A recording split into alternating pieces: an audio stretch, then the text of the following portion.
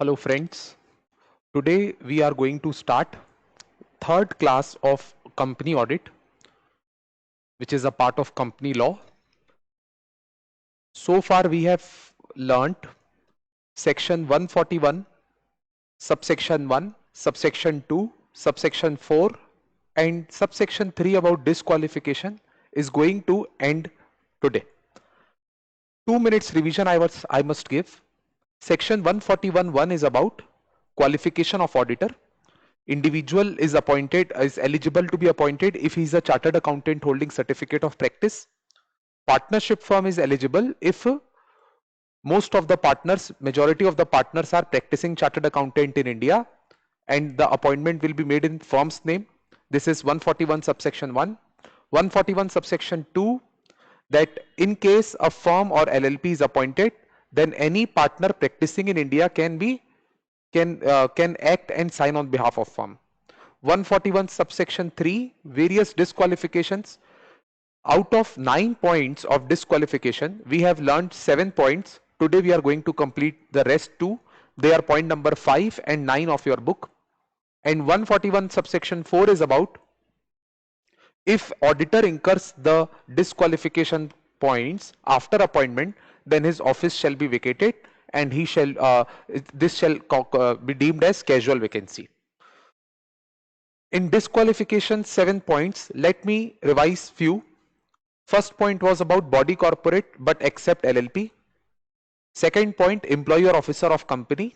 Third, partner of employer officer. 4, person or relative or partner who is indebted for amount exceeding 5 lakh to company etc. In the same line, indebted के अलावा investment का भी point था और guarantee 1 lakh से ज्यादा वाला. Investment वाले में रिलेटिव के लिए रिलीफ है कि 1 लाख की फेस वैल्यू तक रिलेटिव शेयर ओन कर सकता है. इसके बाद कल की क्लास में जो नए पॉइंट्स पढ़ाए थे मैंने, जो क्रिमिनल वाला था, convicted by court for offence involving fraud 10 years.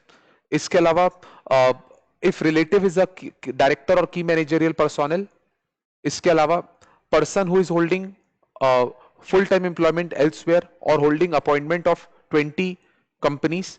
इसमें कौन सी कंपनी काउंट नहीं करनी है?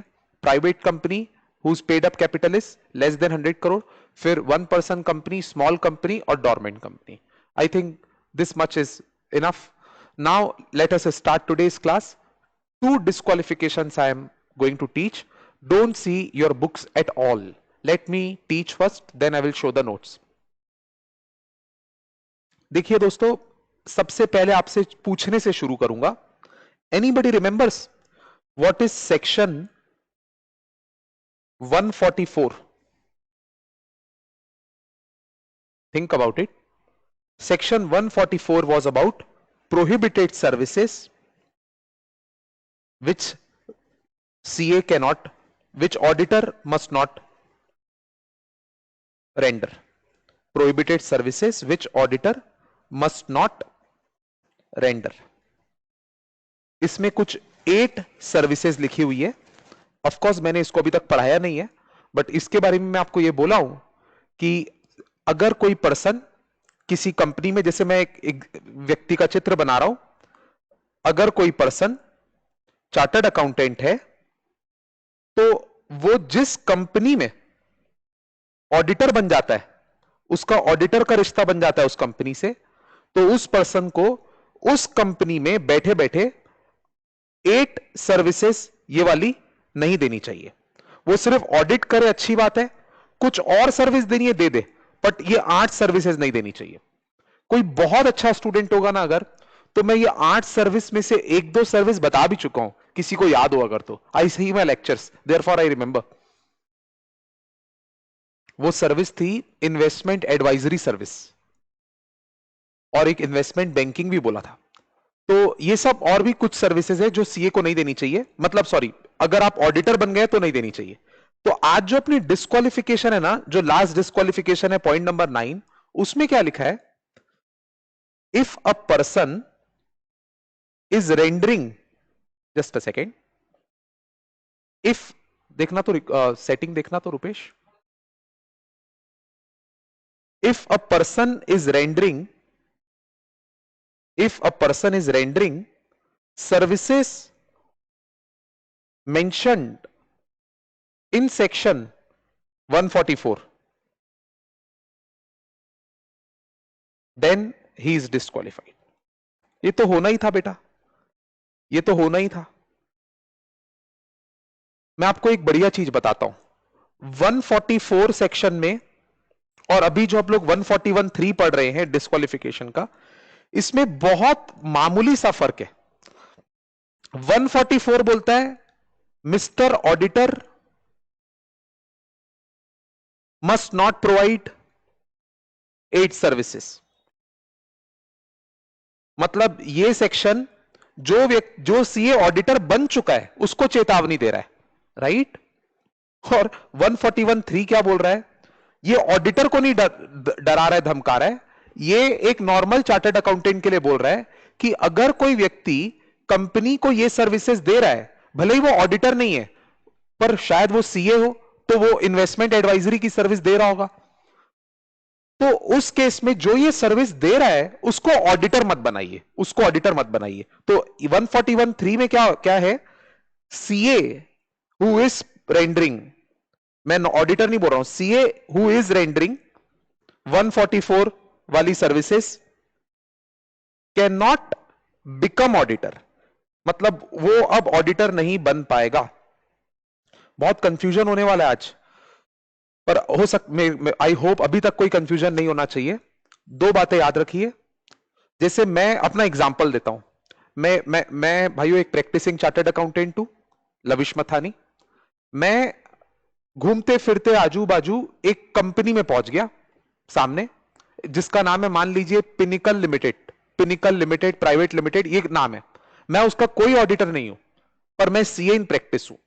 तो मैंने उनको जाकर अपनी योग्यता बताई, अपना रिज्यूमे दिया, और मान लीजिए 144 वाली सर्विसेज में से एक सर्विस का उदाहरण ले रहा हूं, इन्वेस्टमेंट एडवाइजरी। तो मैंने उस पिनिकल लिमिटेड को बोला कि क्या मैं आपके लिए इन्वेस्टमेंट एडवाइजरी सर्विस रेंडर कर सकता हूं। मेरी क्वालिफिकेशन वगैरह देख के हो सकता है वो इंप्रेस हो गए और वो लोग ने मेरे को हायर कर लिया। तो भाइयों, मैं कोई पाप नहीं किया हूं, मैं गलत नहीं किया हूं, मैं बिल्कुल सही किया हूं। मैं उस कंपनी का कोई ऑडिटर थोड़ी ना हूं, मैं तो एक normal chartered accountant in practice हूं, और 144 वाली सर्विसेज मैं बिल्कुल दे सकता हूं किसी भी कंपनी को, कोई दिक्कत नहीं है। बट अब मेरे को ध्यान रखना है कि अगर मैं 144 वाली सर्विसेज देना चालू कर दिया उनको, तो अब मैं उसी कंपनी का ऑडिटर नहीं बन पाऊंगा। बस वही मैं बोल रहा हूं, ये 144 का मतलब जो अभी डिस्क्वालिफिकेशन पढ़ा रहा हूं ना मैं, उसमें यही कंसेप्ट है।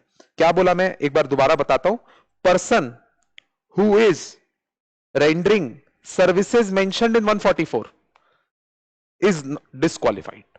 ठीक है, ये हो गई 141(3) के डिस्क्वालिफिकेशन की पॉइंट। तो सर वो 144 क्या बोलता है, उसके बारे में भी तो बताइए। 144 बोलता है कि कुछ 8 सर्विसेज है जो ऑडिटर को नहीं प्रोवाइड करनी चाहिए। इसका मतलब वो सेक्शन तब लागू होगा जब कोई व्यक्ति ऑडिटर बन चुका हो, उसके बाद उसको ध्यान रखना है कि 144 वाली सर्विसेज नहीं देना है। Okay, I hope it is clear. अब इसमें थोड़ा फैलने वाली बीमारी है, मैं आइए नोट्स में से दिखाता हूं आपको। सॉरी, गलत नोट्स खोल दिए मैंने। ये नोट्स देखिएगा, पेज नंबर 65 में, लास्ट में येलो में किया हुआ है मैंने। थोड़ी फैलने वाली बीमारी है इसमें। Person who renders any service referred to in section 144 to company और होल्डिंग कंपनी और सब्सिडरी कंपनी।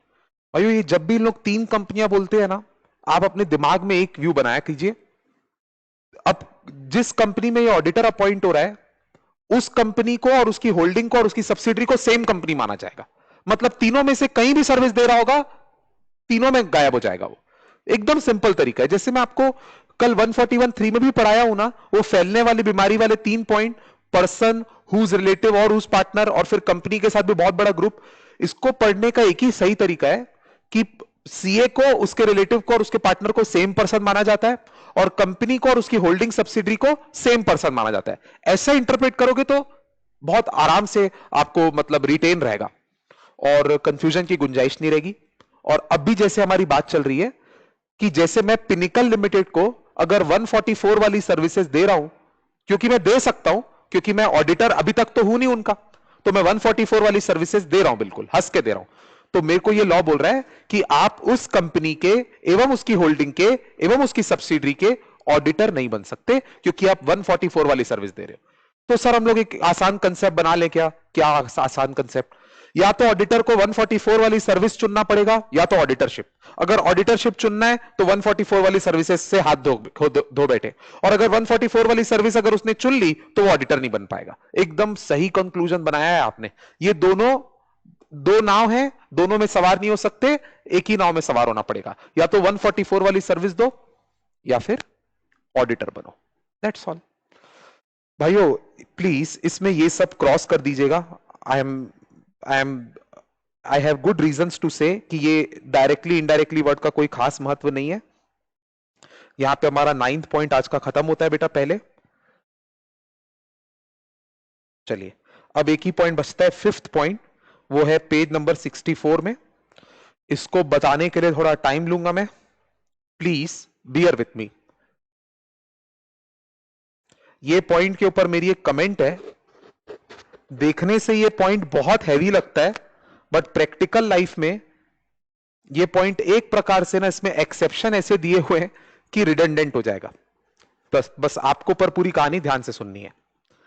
देखिए इसमें लिखा है, इफ पर्सन और हिज रिलेटिव और हिज पार्टनर, कुल मिला के शॉर्ट में सीए मान लेते हैं, उसके साथ जुड़े हुए लोग, हैज बिजनेस रिलेशनशिप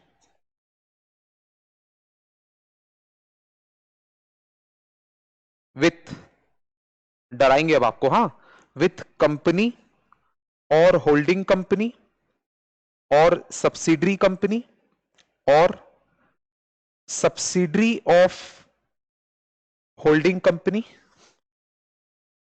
आप बोलोगे सर हम बिल्कुल नहीं डरते, ये सब हमारे देखे हुए हैं। एक पॉइंट नया, पेन का कलर चेंज कर रहा हूं तभी, और associate, associate of holding company.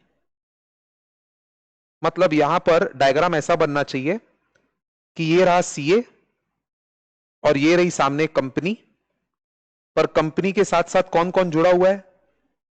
पहले उसकी होल्डिंग, उसकी सब्सिडरी, फिर को सब्सिडरी यानी जिसको मैं सब्सिडरी ऑफ होल्डिंग कंपनी बोलता हूं, और एक नया आ गया एसोसिएट ऑफ होल्डिंग। मतलब इनसे बचना है, और सीए को, ये सीए है अपना, इसको इन सब से बचना है। इसका मतलब इनके साथ इसको बिजनेस रिलेशनशिप नहीं रखनी है। बिजनेस रिलेशन रखेगा तो पाप हो जाएगा, और पाप हो गया तो नॉट क्वालिफाइड फॉर ऑडिटर। बस अगर मैं इतना समझाया आपको समझ में आ गया, बहुत अच्छी बात है। अब आप मेरे को एक बात बोलेंगे, ठीक है सर हम सीए बनने के बाद ध्यान रखेंगे, हमको जिस कंपनी में ऑडिटर बनना होगा ना, हम उस कंपनी के साथ गलती से भी ये नहीं रखेंगे, ये बिजनेस रिलेशनशिप, क्योंकि बिजनेस रिलेशनशिप होती है पाप। बट ये इस सेक्शन में एक बढ़िया चीज बताई गई है, following will not be treated as business relationship.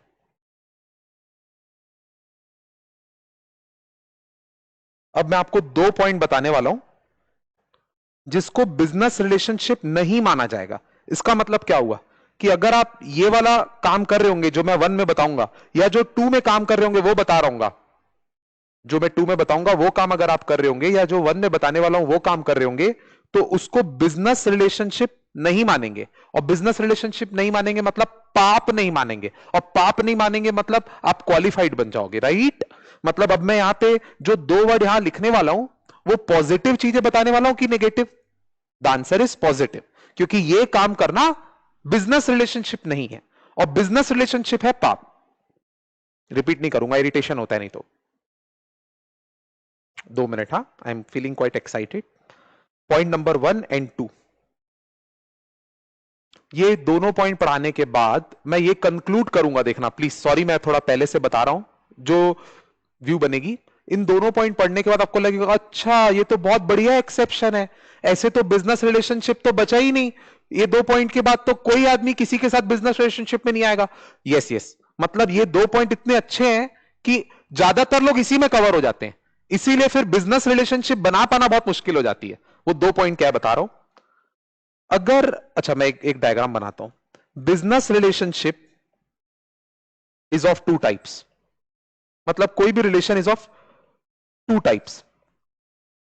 पहला, या तो CA is rendering service to company, तब होगा बिजनेस।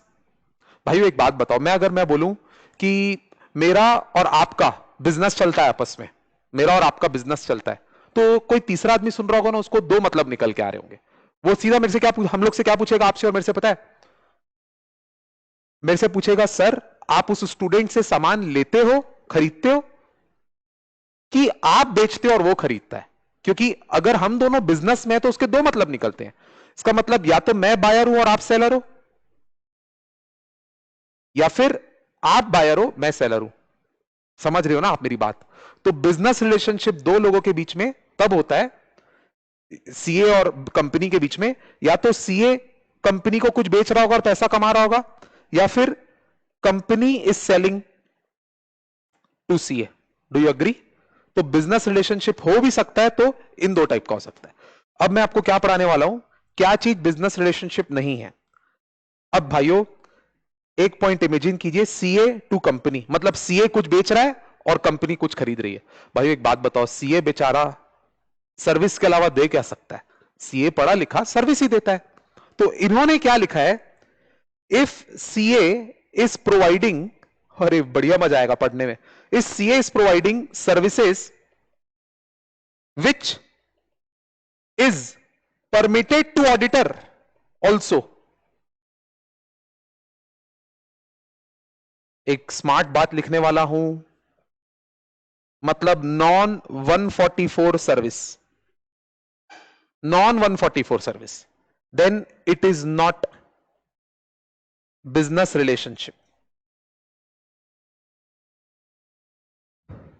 मतलब भाइयों अगर कोई चार्टर्ड अकाउंटेंट, बेचारा सीधा साधा चार्टर्ड अकाउंटेंट इन प्रैक्टिस, अगर वो किसी कंपनी को सर्विस देता है, अभी वो ऑडिटर नहीं बना है माइंड यू, वो सर्विस देता है, तो आप पूछिए मुझसे सर वो कौन सी सर्विस देता है, तो मैं बोलूंगा 2 में से एक, या तो 144 की 8 सर्विसेज या तो कुछ और। जैसे 144 की 8 सर्विसेज में ना सब हैवी हैवी सर्विसेज शामिल है, accounting, book keeping, internal auditor, actuary, investment adviser, investment banker, ये सब। मान लीजिए अच्छी अच्छी सर्विसेज 144 में नहीं लिखी हुई है, मतलब सिंपल गिटार सिखाना, डांस सिखाना, संगीत सिखाना, ये भी तो एक प्रकार से। भाइयों एक बात बताओ, सीए को जरूरी है क्या सिर्फ पढ़ाई लिखाई चाहती हो? कुछ और भी तो मल्टी टैलेंटेड सीए होते हैं।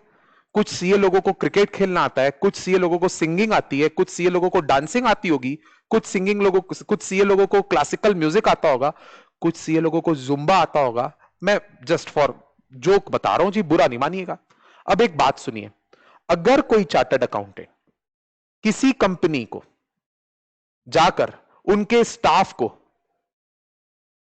स्टाफ को पर्सनैलिटी डेवलपमेंट क्लास लेता होगा, या फिर उनके स्टाफ को योगा सिखाता होगा, या उनके स्टाफ को म्यूजिकल सेशन देता होगा, एग्जाम्पल के लिए दे रहा हूं, और कंपनी उसका पेमेंट देती है, तो हो क्या रहा है कि चार्टर्ड अकाउंटेंट उस कंपनी को कुछ आर्टिस्टिक सर्विस दे रहा है।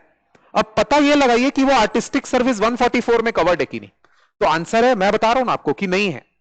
तो इन्होंने बोला है काम की बात फाइनली, बस अगर सीए, अगर कोई नॉर्मल चार्टर्ड अकाउंटेंट ऐसी सर्विस दे रहा है जो 144 में कवर्ड नहीं है, यानी ऐसी सर्विस दे रहा है जो कि ऑडिटर भी दे सकता है, तो वो सर्विसेज देना बिजनेस रिलेशनशिप नहीं माना जाएगा, मतलब पाप नहीं माना जाएगा। जिसका मतलब यह हुआ कि अगर मैं किसी कंपनी को योगा सिखाने जाता हूं, हालांकि मुझे भी शायद ही आता है योगा, मैं किसी कंपनी के इंप्लॉइज को योगा सिखाने जाता हूं और कंपनी मुझे उसका पेमेंट देती है, तो भाइयों ये 144 वाली सर्विस नहीं है, इसीलिए इसको बिजनेस रिलेशनशिप की डेफिनेशन से बाहर रखा गया और इसको बिजनेस रिलेशनशिप से बाहर रख दिया। थैंक गॉड, मतलब ये पाप नहीं है, मतलब मैं साथ साथ इस कंपनी का ऑडिटर बन सकता हूं, right? That's it.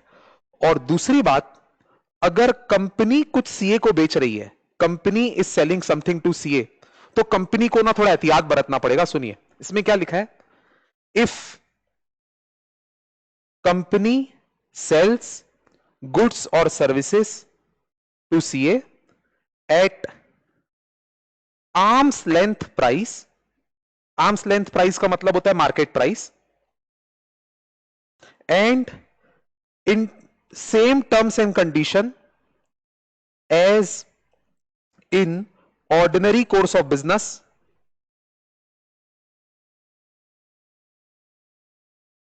then it is also not business relationship, thank god, मतलब not पाप।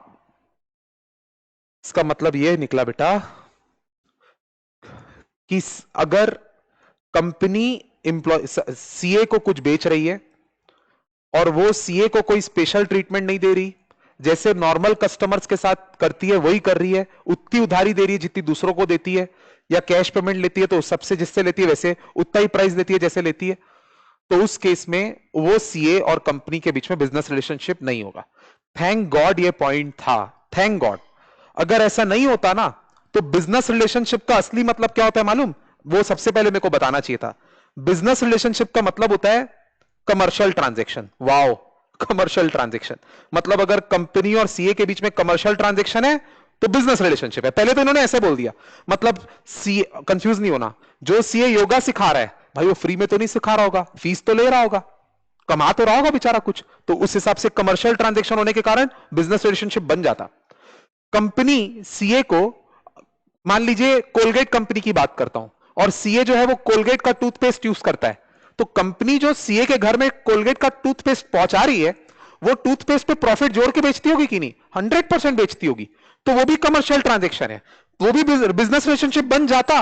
पर थैंक गॉड इन्होंने बोला कि अगर मार्केट प्राइस पे ही बेच रहे हैं, कोई स्पेशल टर्म्स एंड कंडीशन नहीं है, तो फिर उसको बिजनेस रिलेशनशिप नहीं माना जाएगा।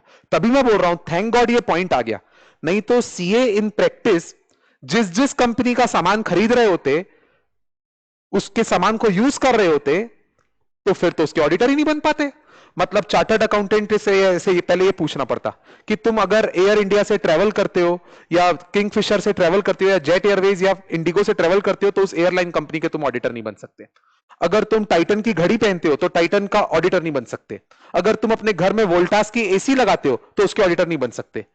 कमाल हो गया। बाटा का जूता पहनते हो तो बाटा का ऑडिटर नहीं बन सकते। थैंक गॉड ऐसा लिख दिया। ये लिखने के बाद अब सीए जिन जिन कंपनियों के सामान को यूज कर रहा है, अगर उसने आम आदमी बन के खरीदा है उस सामान को, तो उसका ऑडिटर बन सकता है। तो भाइयों, I think I have taught this. अब मैं कंक्लूड कर रहा हूं कि ये दो एक्सेप्शन होने के कारण लाइफ हैज बिकम इजी। बहुत मुश्किल से अब किसी सीए का किसी कंपनी के साथ बिजनेस रिलेशनशिप होता है। कैसे बता रहा हूं, आप सीए हो अगर, तो आप किसी कंपनी को सर्विस ही रेंडर कर सकते हो, तो या तो आप 144 वाली सर्विस दोगे या तो 144 वाली के अलावा दोगे। अगर आप 144 वाली सर्विस दोगे तो आज जो पॉइंट नंबर 9 पर आया वहीं पे डिस्क्वालिफाइड हो जाओगे। और बेटा अगर आप 144 के अलावा कोई दूसरी सर्विस दे रहे हो तब आपको अलाउ होना चाहिए। तो ये पॉइंट आपको अलाउ तो कर रहा है, क्योंकि यहां क्या लिखा है कि आप 144 के अलावा सर्विस दे रहे हो, यानी परमिटेड सर्विस दे रहे हो, तो वो बिजनेस रिलेशनशिप नहीं है। और बिजनेस रिलेशनशिप नहीं है इसका मतलब पाप नहीं है, पाप नहीं है मतलब आप ऑडिटर बन सकते हो। तो कुल मिला के कंक्लूड ये हुआ फिर से वही कि सर्विसेज अगर दे रहे हो तो 144 वाली मत दो, कोई और सर्विस दो, परमिटेड सर्विस दो, तो आप ऑडिटर बन जाओगे। और अगर कंपनी सामान बेच रही है सीए को, तो बस कंपनी को आर्म्स लेंथ प्राइस पर नॉर्मल टर्म्स एंड कंडीशन पे बेचना है, तो फिर बिजनेस रिलेशनशिप नहीं होगा। मतलब मेरे हिसाब से बिजनेस रिलेशनशिप क्या होगा ये डिफाइन करना बहुत मुश्किल है, बट थैंक गॉड 90% केस में तो 99% ट्रांजेक्शन तो इन्हीं दो में कवर हो जाते होंगे, इसीलिए बिजनेस रिलेशनशिप हो पाने की संभावना बहुत कम है। इसका मतलब ये डिस्क्वालिफिकेशन अट्रैक्ट हो पाना अपने आप में बहुत मुश्किल काम है, जो कि मैं सबसे पहला सेंटेंस बोला था। डाउट नहीं होना चाहिए बेटा, इसीलिए आइए नोट्स में से पढ़ते हैं। Have a good time, please don't get confused, request. I am always there on a telephonic conversation with you. या ये पढ़ते हैं, अ पर्सन और a firm who has business relationship with the company, फैलने वाली बीमारी बहुत लंबी है इसमें, कंपनी और सब्सिडरी और होल्डिंग और एसोसिएट कंपनी और सब्सिडरी ऑफ सच होल्डिंग, ये पॉइंट को एक साथ पढ़ना है, एसोसिएट और सब्सिडरी ऑफ होल्डिंग कंपनी और एसोसिएट कंपनी। सर मैं एक बार बता देता हूं कौन कौन है। पहला है कंपनी खुद, दूसरा है कंपनी की सब्सिडरी, तीसरा है कंपनी की होल्डिंग, चौथा है ये उसी कंपनी की एसोसिएट, मतलब कंपनी की होल्डिंग सब्सिडरी एसोसिएट, और नए कौन है, associate company and subsidiary of holding company. I hope this is clear. पहले इतना याद रखना है आपको, ये डिस्क्वालिफिकेशन का पॉइंट खत्म हो गया। अ पर्सन और a firm who has business relationship with these types of companies. अब हमारा काम है ये बताना कि बिजनेस रिलेशनशिप का मतलब क्या है, और ये बताना कि क्या बिजनेस रिलेशनशिप नहीं है। दोनों बताते हैं, पॉजिटिव भी नेगेटिव भी। कुछ भी पढ़ाने से पहले आप लोगों से 1 मिनट टेस्ट ले रहा हूं और पूछ रहा हूं, बताओ क्या बिजनेस रिलेशनशिप है और क्या नहीं है।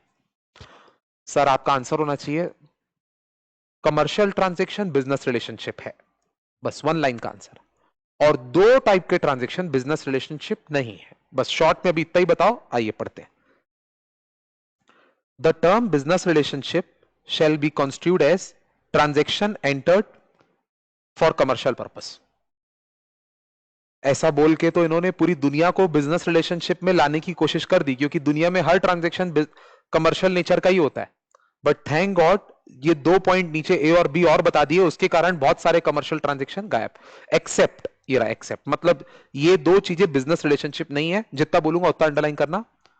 Commercial transaction which are in the nature of professional services permitted to be rendered by auditor। permitted to be rendered by auditor का मतलब निकलेगा non 144 service. Example yoga, right दोस्तों। तो जो 144 के अलावा सर्विसेज हैं उसको बिजनेस रिलेशनशिप से भी बाहर। भाई एक मन में ख्याल आया है, 144 भी बहुत नेगेटिव है और बिजनेस रिलेशनशिप वर्ड भी बहुत नेगेटिव है, ठीक है। तो अगर कोई 144 वाली सर्विस दे रहा होगा तो वो 144 में भी कवर्ड होने के कारण 9 नंबर पॉइंट में धक्के खा के बाहर गिर जाएगा। और अगर कोई 144 वाली सर्विस दे रहा होगा तो इस पॉइंट में भी धक्के खा के बाहर गिरेगा। क्यों? क्योंकि 144 वाली सर्विसेज नॉट परमिटेड सर्विसेज है, और नॉट परमिटेड सर्विसेज एक प्रकार से बिजनेस रिलेशनशिप की डेफिनेशन में आ जाएगी, राइट और नॉट। इसका मतलब यह हुआ कि आदमी फंसेगा तो दोनों में फंसेगा, 5 और 9 में, और नहीं फंसेगा तो दोनों में नहीं फंसेगा, 5 और 9 में। क्योंकि 144 की सर्विसेज अगर नहीं रेंडर कर रहा होगा, आई थिंक समझ में आ गया होगा। आगे बढ़ता हूं। Second point, commercial transaction which are in the ordinary course of business of the company at arms length price. भाई वो फर्स्ट ए पॉइंट में सीए रेंडर कर रहा था सर्विस, और बी वाले पॉइंट में कंपनी रेंडर कर रही है सर्विस या गुड्स। इसमें एग्जाम्पल क्या दिया है देखिए,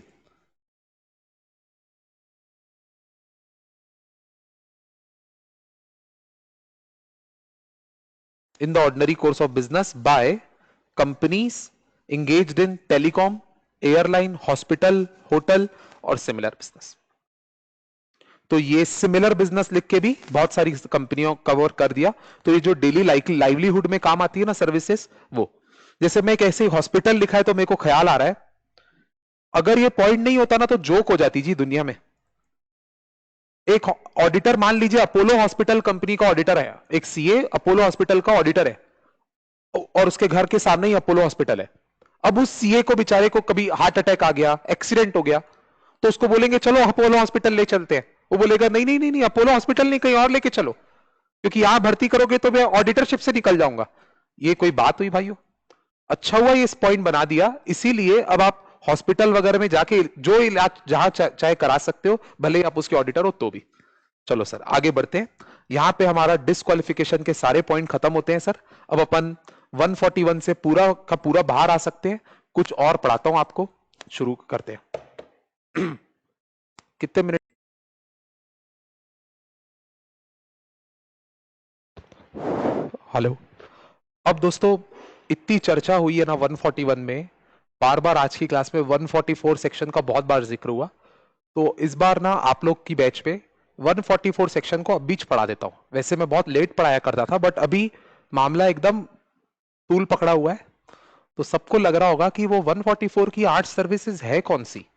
तो अभी पढ़ लेते हैं आज ही उसको, राइट। तो here I start section 144 again. बेटा जब मैं यहां पे लिख के बताता हूं ना, तब कोई बुक वगैरह को मत देखिए, सिर्फ यही देखिए। सेक्शन 144।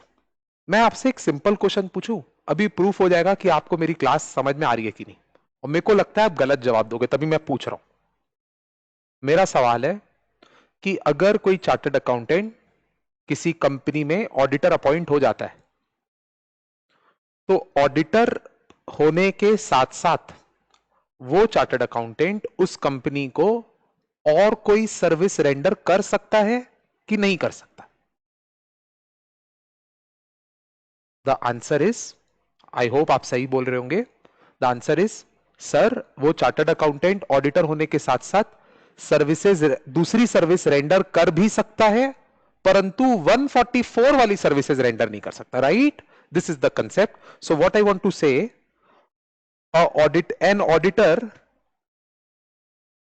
can render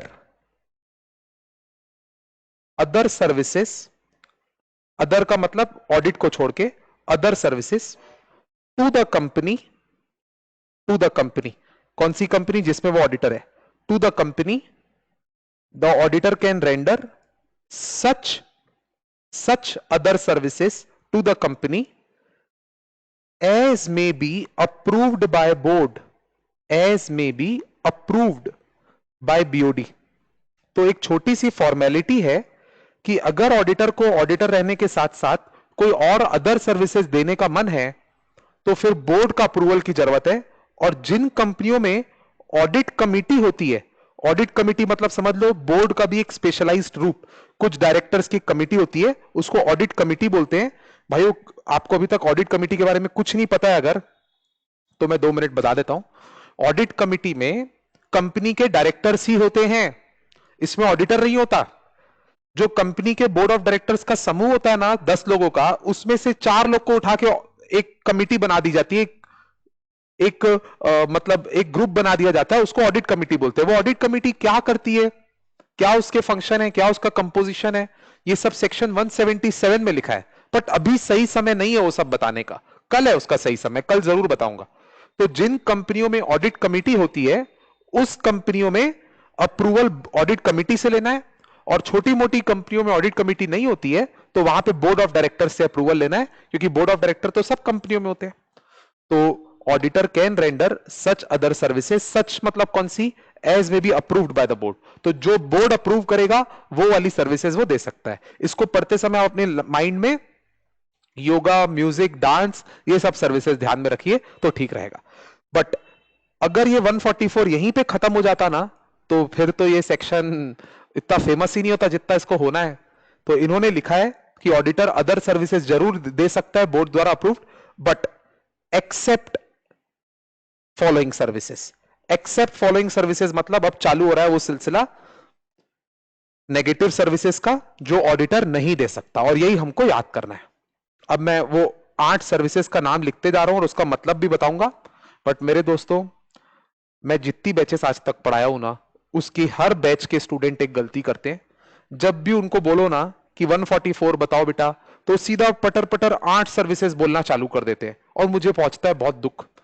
8 सर्विसेज बाद में बोलना, पहले आपको ये जो मैं डिजाइन बना के बताया हूं वो पहले बोलना है, ओके। तो 144 में नेगेटिव सर्विसेज में पहला accounting and book keeping service, AB, accounting and book keeping service. देखो एग्जाम पॉइंट ऑफ व्यू से ना आपको सिर्फ इन सब वर्ड्स को याद रखना है, बट मैं फिर भी जनरल नॉलेज के लिए आपको इन सब का मतलब भी बताऊंगा। तो accounting and book keeping service का मतलब क्या होता है बता रहा हूं, नीचे हिंदी में पॉइंट नंबर 1 मीनिंग वाला। इसका मतलब होता है अकाउंटेंट रहना। अकाउंटेंट का काम मतलब फाइनेंशियल स्टेटमेंट प्रिपेयर करने का काम, मतलब बुक्स ऑफ अकाउंट कीप करने का काम, ये सब काम। भाइयों एक बात बताओ, जो बंदा फाइनेंशियल स्टेटमेंट खुद प्रिपेयर करेगा, क्या उसी को ऑडिटर बनाना चाहिए?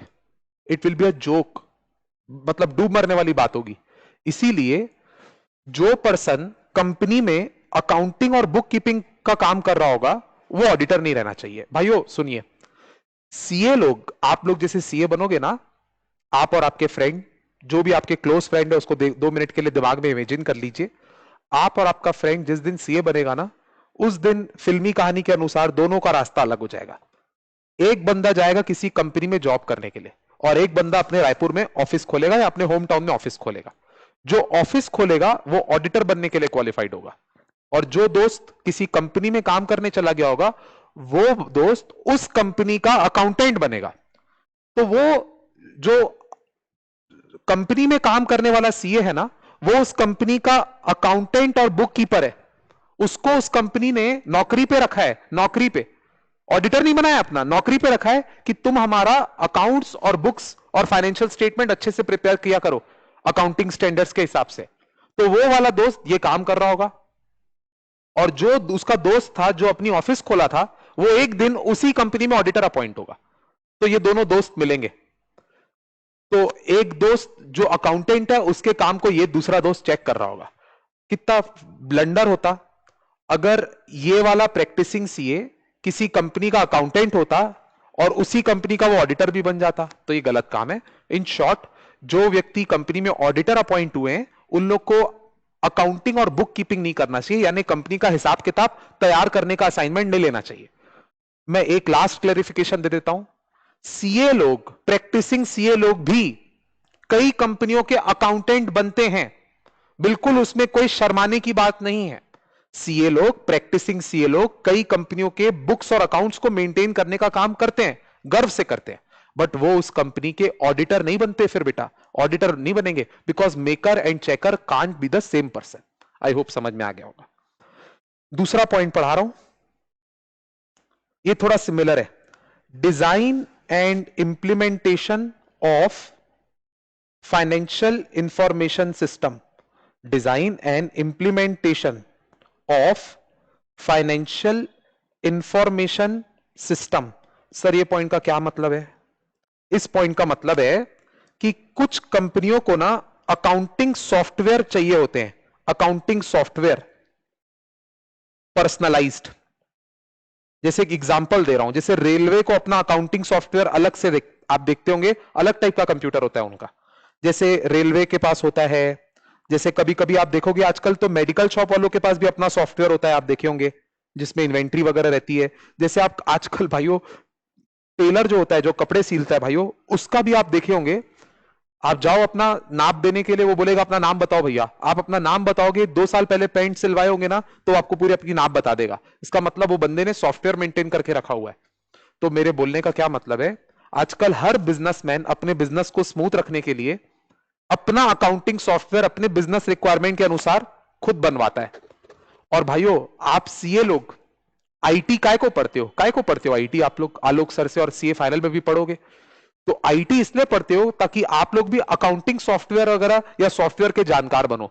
तो मैं क्या बोलना चाहता हूं शॉर्ट में, कुछ कुछ सीए लोग का काम है आजकल कि वो लोग ना क्लाइंट्स को, मतलब उन लोग को आईटी का भी नॉलेज रहता है और अकाउंटिंग का भी। तो आईटी और अकाउंटिंग का नॉलेज जोड़कर वो लोग लोगों को अकाउंटिंग सॉफ्टवेयर बना के देते हैं, कुछ सीए लोग। हमारे प्रवीण सर है ना, उनका एक फ्रेंड है, उनका नाम है अभिषेक पृथी, और एक और फ्रेंड है अभिषेक, प्रवीण सर का, अभिषेक महावर, रायपुर के सीए हैं, शैलेंद्र नगर में रहते हैं। वेरी वेरी इंटेलिजेंट, इंफोसिस में काम करते थे पहले। आई नो हिम पर्सनली, तभी बता रहा हूं, उनका क्रेडिट दे रहा हूं उनको। तो ये इंफोसिस में काम करते थे, सीए इन प्रैक्टिस भी है, इंफोसिस में काम किए बहुत साल। अब रायपुर में बहुत सारे बिजनेस हाउसेस को जब भी अकाउंटिंग सॉफ्टवेयर बनवाना होता है तो इन सीए से वो कंसल्ट करते हैं। तो इससे क्या समझ में आया कि एक सीए इन प्रैक्टिस क्लाइंट लोगों को फाइनेंशियल इंफॉर्मेशन सिस्टम, यानी कि इन शॉर्ट फाइनेंशियल इंफॉर्मेशन का मतलब अकाउंट्स, फाइनेंशियल इंफॉर्मेशन सिस्टम बना के देने का काम कर रहा है। तो अगर कोई सीए ये काम करके दे रहा है ना क्लाइंट को, तो उसको उस फर्म में ऑडिटर नहीं बनना चाहिए। बस मैं जितनी 8 पॉइंट बताऊंगा सब में यही बोलूंगा कि ये काम अगर कोई सीए करके दे रहा है तो उसको उसका ऑडिटर नहीं बनना चाहिए, या फिर ऑडिटर है तो फिर ये सब काम ना करे। बात एक ही है, अगर ये काम कर रहा है तो ऑडिटर ना बने, और अगर ऑडिटर है तो ये सब काम ना करे, बात एक ही है। मैं मतलब बता दिया जी इसका भी। अब थर्ड पॉइंट आपको पढ़ाता हूं। आप लोग बेटा थोड़े दिन पहले 138 सेक्शन पढ़े थे, मेरे को पूरा विश्वास है आपके ऊपर, आप भूल भी गए होगे सेक्शन का नाम। इस सेक्शन का नाम था इंटरनल ऑडिट। तो कई कंपनियों को इंटरनल ऑडिट कराना मैंडेटरी होता है, याद है? तो हम पढ़ रहे हैं अब जो ऑडिटर बना है ना कंपनी का, भाइयों जो अपन अपने सेक्शन में ऑडिटर पढ़ रहे हैं ना उसको स्टैट्यूटरी ऑडिटर बोलते हैं। तो जो स्टैट्यूटरी ऑडिटर है उसको इंटरनल ऑडिट का असाइनमेंट नहीं लेना चाहिए उसी कंपनी में। जो व्यक्ति इस इस चैप्टर में सेक्शन 139 में कंपनी में ऑडिटर के रूप में अपॉइंट हुआ है, सीए इन प्रैक्टिस, उसको उसी कंपनी में इंटरनल ऑडिटर नहीं बनना चाहिए। सर क्या लॉजिक है इसका? मैं इसका लॉजिक बता रहा हूं, पॉइंट नंबर 3 का लॉजिक बता रहा हूं। Because statutory auditor has to statutory auditor has to use and comment on work of internal auditor। एक और अच्छी बात बताऊं तो और क्लियर हो जाएगा। इंटरनल ऑडिटर जो होता है ना वो कंपनी के तरफ से माना जाता है, वो कंपनी का आदमी माना जाता है। क्या है इंटरनल ऑडिटर? इंटरनल ऑडिटर यह है कि कंपनी ने एक समझदार आदमी को अपॉइंट किया कि वो आदमी कंपनी की गलतियां बता दे कंपनी को इससे पहले कि स्टैट्यूटरी ऑडिटर बताए। तो एक प्रकार से इंटरनल ऑडिटर एक मॉक ऑडिटर है, मॉक जैसे मॉक टेस्ट होता है ना वैसे मॉक ऑडिटर है। जब स्टैट्यूटरी ऑडिटर आता है ना कंपनी में तो पहले तो वो इंटरनल ऑडिटर की खबर लेता है कि तुमने क्या क्या चेक किया, तुम्हारी क्या फाइंडिंग है, तुम अपनी रिपोर्ट दिखाओ, ऐसे। तो एक प्रकार से स्टैट्यूटरी ऑडिटर यहां पे है, इंटरनल ऑडिटर यहां पे है, और स्टैट्यूटरी ऑडिटर इंटरनल ऑडिटर के काम को यूज करता है, और इंटरनल ऑडिटर कंपनी के तरफ का आदमी है। आपको तो यह भी पता होगा कि इंप्लॉय भी कंपनी ऑडिटर इंटरनल ऑडिटर बन सकता है मैंने बोला। तो भाइयों शॉर्ट में जो स्टैट्यूटरी ऑडिटर है ना वो इंटरनल ऑडिटर बनेगा ना तो उसकी इंडिपेंडेंस बहुत ज्यादा हर्ट हो जाएगी, क्योंकि स्टैट्यूटरी ऑडिटर को इंटरनल ऑडिटर का काम यूज भी करना है, उस पर कमेंट भी करना है।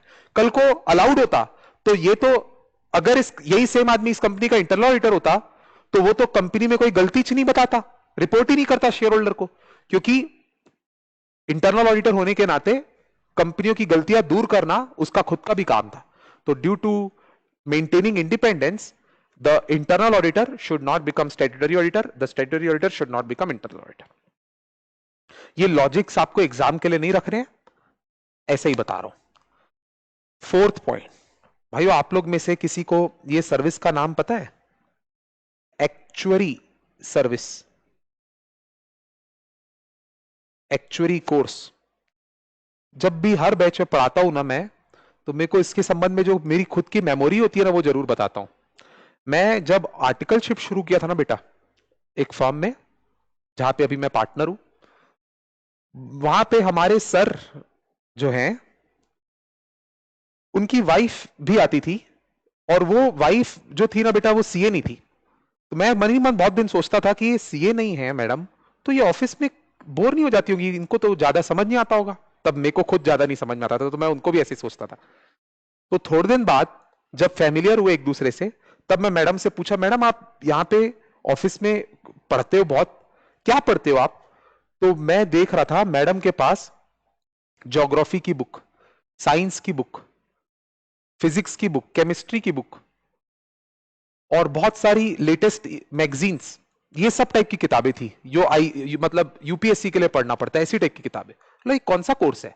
तो मैडम ने बोला कि मैं ना एक्चुअरी का कोर्स कर रही हूं। तो मैं बोला मैडम ये कौन सा कोर्स होता है? तो उन्होंने बताया कि एक्चुअरी का कोर्स होता है एक प्रकार से इंश्योरेंस का एक्सपर्ट बनना। मैं बोला इंश्योरेंस एक्सपर्ट मतलब? बोले हमको हमको इस बात का बहुत ज्यादा नॉलेज रहता है कि हमारे इंडिया में कौन से स्टेट्स में डेटा, स्टेट वाइज डेटा रहता है हमारे पास कि लोगों की लाइफ एक्सपेक्टेंसी क्या है, लोगों का ईटिंग हैबिट क्या है, लोगों की जनरल ज्यादा डिसीजेस कौन सी होती है, मॉर्टेलिटी रेट क्या है, मतलब कंज्यूमर में लोग मर जाते हैं, ये सब। तो बोले लोगों के जीने का पैटर्न हमको क्लियर रहता है स्टेट वाइज और कंट्री वाइज, यही सब हम लोग पढ़ते हैं। तो मैं बोला इससे क्या फायदा होता है? बोले हमारा जो असली काम है ना, ये सब जानने के बाद हमको इंश्योरेंस कंपनियां अपॉइंट करती है, और इंश्योरेंस कंपनियों को हम प्लान समझाते हैं, प्लान कि आपको कौन सा इंश्योरेंस लोगों को देना चाहिए, उसमें कितना प्रीमियम चार्ज करना चाहिए, ताकि आप कमाओ और लोग मर भी जाए तो भी आपको कंपेंसेशन देने के बाद भी फायदा हो। तो एक प्रकार से इंश्योरेंस की स्कीम बनाना एक एक्चुरी का काम होता है, शॉर्ट में बोलूं तो। ये लाइन लिख देता हूं, बहुत काम की चीज है। इंश्योरेंस, फिर प्रोविडेंट फंड, ये सब की स्कीम्स फॉर्मुलेट करना एक्चुरी का काम होता है। और अब आप बोलोगे सर ये एक्चुअली तो इंश्योरेंस कंपनी के लोगों का काम का हुआ, तो यहां क्या कर रहा है ये? नहीं, अब मैं आपको एक बहुत इंपॉर्टेंट बात बताता हूं। कई बड़ी बड़ी कंपनियां अपने इंप्लॉइज के लिए खुद इंश्योरेंस की स्कीम तैयार करती है। जैसे टीसीएस कंपनी है, मेरी दीदी वहां पे काम करती है। टीसीएस में रेलवे से भी ज्यादा इंप्लॉइज है। हमारे इंडिया की सबसे बड़ी company in terms of employees is Tata Consultancy Service. Best second या third company of India in terms of market cap. उसमें 4 लाख इंप्लॉय काम करते हैं, 4 लाख प्लस पूरे टीसीएस में जोड़ देंगे तो। अब भाइयों वो लोग इंप्लॉय को अपने सैलरी पैकेज के साथ साथ इंश्योरेंस भी देते हैं। तो भाइयों अगर वो लोग ये सोचते हैं, दिमाग लगाया उन्होंने कि अगर हम लोग इंश्योरेंस 4 लाख लोगों का एलआईसी से करा दिए, जीआईसी से करा दिए, इन लोग की तो निकल पड़ेगी। उनके पास तो खुद के पास इतने क्लाइंट ढूंढना मुश्किल होता होगा। तो अगर टीसीएस ने सोचा अगर हम ही इंश्योरर बन जाए इनके, हम ही इनसे प्रीमियम वसूले, हम ही इनसे प्रीमियम रखें और कल को इनको कुछ हो तो हम ही पे करें। तो जब इंश्योरेंस कंपनियां कमा सकती है तो हम क्यों नहीं कमा सकते इनसे? तो कंपनियां जिनके पास ज्यादा एम्प्लॉय होते हैं वो लोग ये सब स्कीम खुद मेंटेन करते हैं, खुद इंश्योरर बनते हैं। और ऐसी कंपनियों को फिर एक्चुरी की जरूरत पड़ती है, एक्चुरी की। और भाइयों दुनिया में कोई भरोसा नहीं है टैलेंट का। कई सीए लोग साथ साथ एक्चुरी भी पढ़े हुए रहते हैं। क्या पता आप में से ही कोई सीए बनने के बाद एक्स्ट्रा पढ़ाई करने के लिए एक्चुरी का कोर्स कर ले। तो वो सीए क्या करता है, फिर अपना विजिटिंग कार्ड छपवाता है और बोलता है मैं सीए भी हूं, ऑडिट वगैरह भी जानता हूं और एक्चुरीशिप भी जानता हूं। तो अब मैं अपने एकदम फाइनल काम की बात पे आता हूं कि अगर किसी सीए को एक्चुरी का काम आता है तो जिस कंपनी में वो ऑडिटर बन गया है मालिक, जिस कंपनी में वो ऑडिटर बन गया है उस कंपनी को उसको एक्चुरी सर्विस नहीं देनी चाहिए। मतलब विजिटिंग कार्ड में भले ही लिख के दे दे, मैं मजाक में बोल रहा हूं, विजिटिंग कार्ड कि मैं सीए भी हूं एक्चुरी भी हूं, बट विजिटिंग कार्ड के पीछे छपवा दे कि मेरे को दोनों में से कोई एक ही अपॉइंट करना, या तो ऑडिटर अपॉइंट करना या तो एक्चुरी, दोनों काम करना पाप है, नदी किनारे साफ है। आइए सर, तो ये 144 हुआ। अब आइए सर फिफ्थ पॉइंट पर आता हूं। बोर तो नहीं हो रहे हो ना बेटा आप लोग? ये सर्विसेज बहुत इंटरेस्टिंग है। अब फिफ्थ सर, अभी तक वो नहीं आई, हम लोग इंतजार कर रहे हैं कब से उस वाली सर्विस का। कौन सी? हाँ या समझ गया मैं आपकी बात, investment advisory service.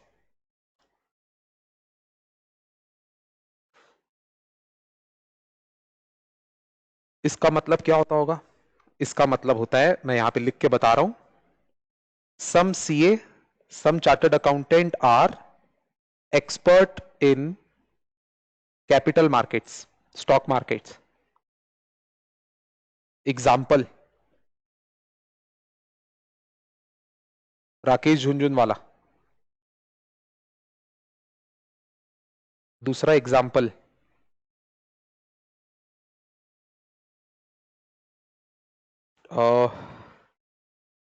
Ramesh Damani.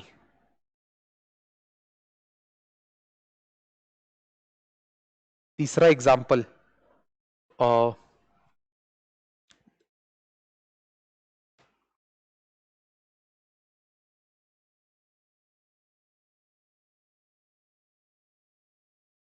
Dipesh सेठ ऑफ एचडीएफसी सिक्योरिटीज। दीपेश सेठ, ये सब गूगल कर सकते हैं आप, एचडीएफसी सिक्योरिटीज। ये सब लोग चार्टर्ड अकाउंटेंट हैं और कैपिटल मार्केट के एक्सपर्ट हैं।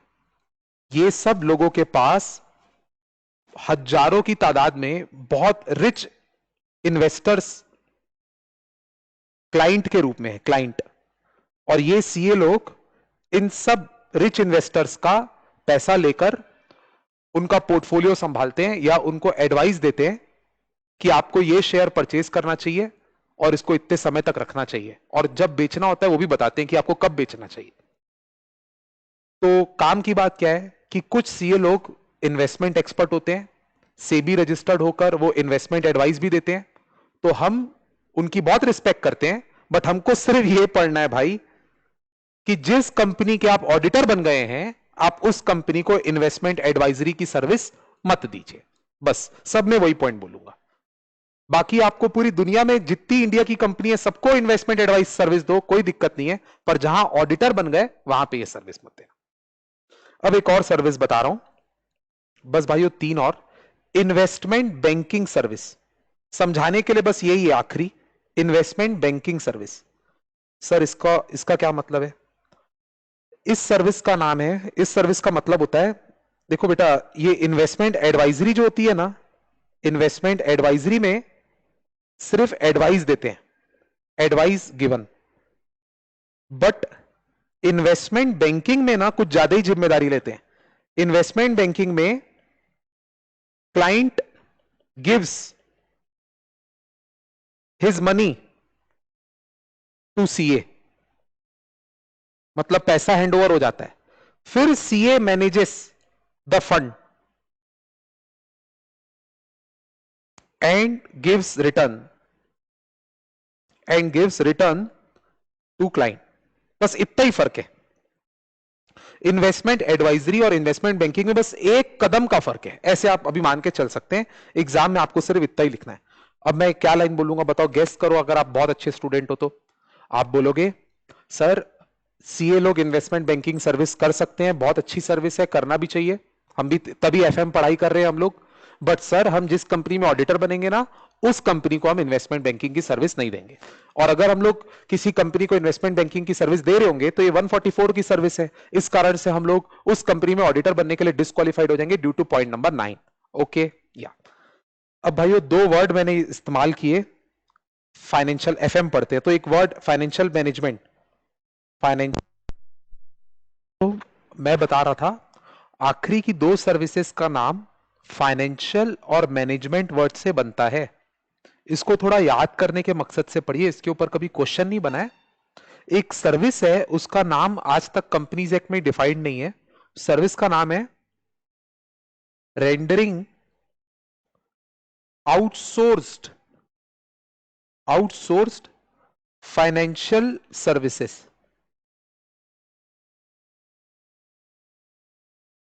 रेंडरिंग आउटसोर्स्ड फाइनेंशियल सर्विस, ये सर्विस का नाम है, और इसका नाम है मैनेजमेंट सर्विस। अब जो मैं इन दोनों सर्विस का मतलब एक प्रकार से अपने हिसाब से मतलब बताऊं तो मेरे को लगता है आउटसोर्स फाइनेंशियल सर्विस का मतलब होता होगा लोन अरेंज करके देने का काम करना।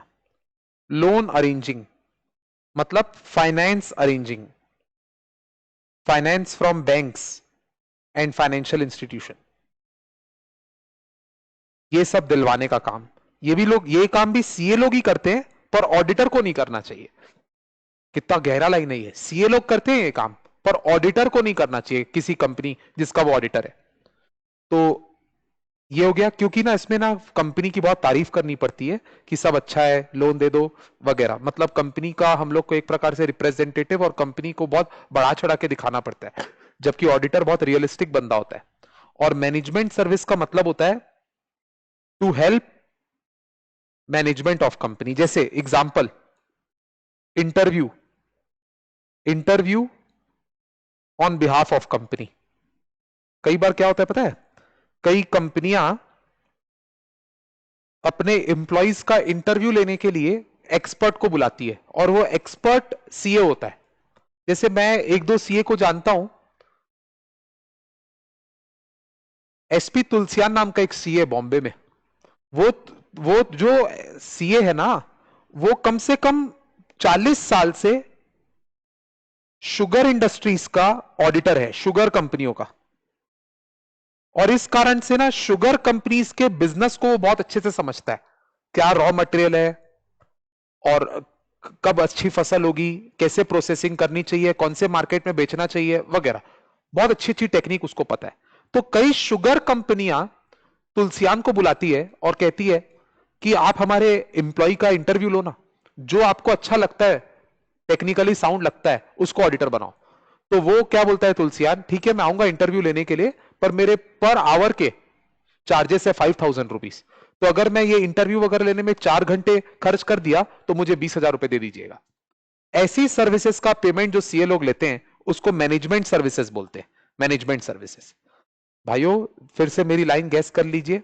सीए लोग भले ही कितने भी बुद्धिमान हो, विद्वान हो, मैनेजमेंट सर्विसेज उनको आती होगी, फाइनेंशियल सर्विस आती होगी, बिल्कुल सीए लोग को देनी चाहिए सर्विस। बट जो व्यक्ति किसी कंपनी में ऑडिटर बन जाता है उसको ये सर्विस उस कंपनी को तो नहीं देना चाहिए।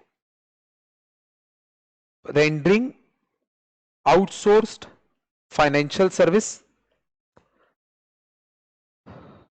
और साथ साथ मैनेजमेंट सर्विस।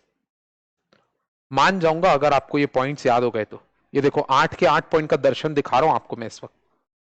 2 मिनट देख लीजिए, मेरे को तो पूरी याद है, मैं तो दो दो के पेयर में याद किया हूं एक्चुअली। ये दो का मेरे को पेयर लगा, अकाउंटिंग बुक कीपिंग और साथ में फाइनेंशियल इंफॉर्मेशन। सर इसके सामने की जो पूरी इतनी लंबी लाइन है वो भी याद करनी पड़ेगी, ऑफ कोर्स पूरी याद करनी पड़ेगी। देखो मैं कैसे याद करके बोलता हूं, accounting and book keeping service, design, design मतलब बनाना, designing and implementation of financial information system, ये 2 पॉइंट हो गए। इसके बाद actuary service, internal audit service, मैं इसको भी एक पेयर मानता हूं। उसके बाद इन्वेस्टमेंट बैंकिंग और इन्वेस्टमेंट एडवाइजरी, इसको मैं एक पेयर मानता हूं। और आखिरी में FM, financial management. Pair pair से कर लीजिए, 4 पेयर हो जाएंगे। अब मैं एक बार आपको नोट्स में से पढ़ाऊंगा तो फिर से रिवाइज हो जाएगा आपको। आइए देखिए,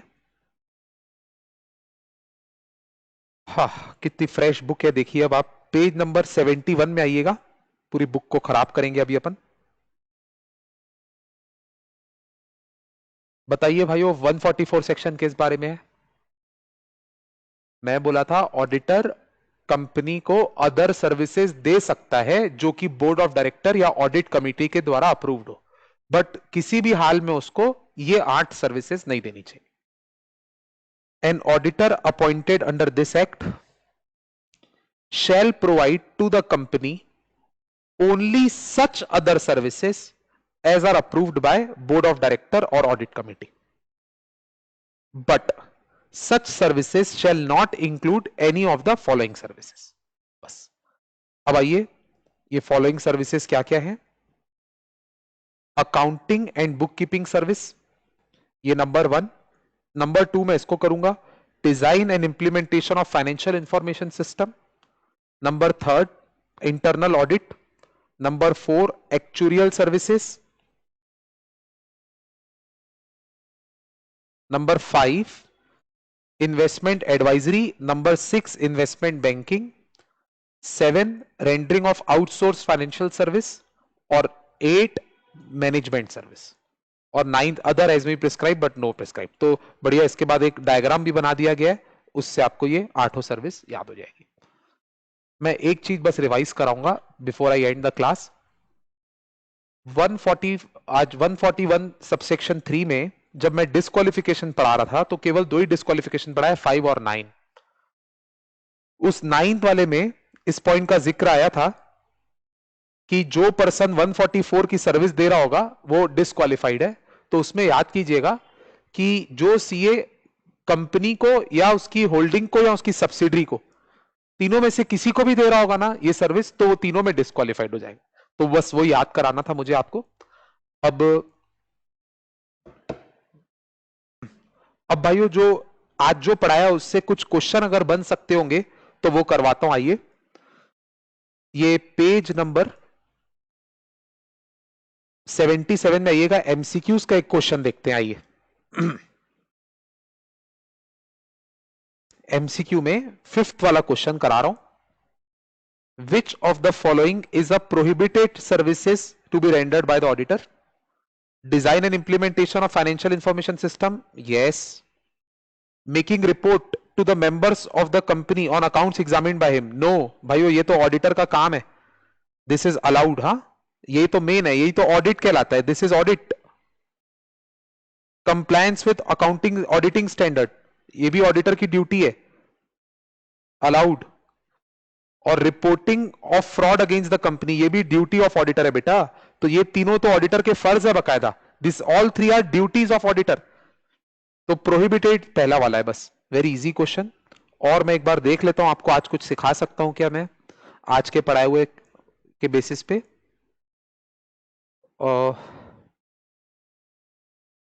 शायद तक नहीं बस। So I would end the class right now. Any kind of doubt, most welcome to ask class work.